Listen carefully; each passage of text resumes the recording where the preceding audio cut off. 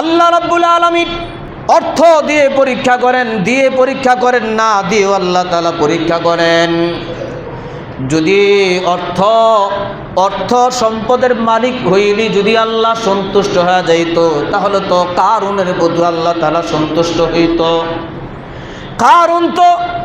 কারুন তো অনেক সম্পদের মালিক, কত সম্পদের মালিক।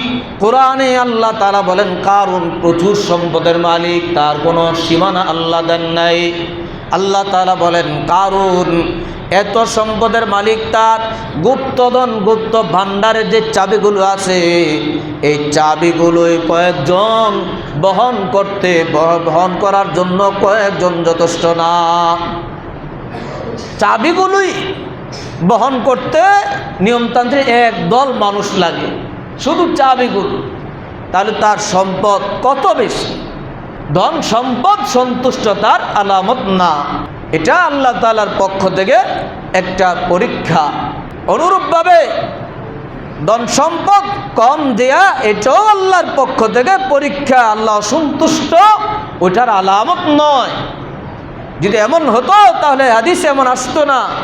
নবীজি বলেছেন মুহাজির ফকির সাহাবী, মুহাজির সাহাবীদের মধ্যে যারা দরিদ্র, এই দরিদ্র মুহাজির সাহাবীরা ধনী মুহাজির সাহাবীদের 40 বছর আগে জান্নাতে যাবে। সুবহানাল্লাহ।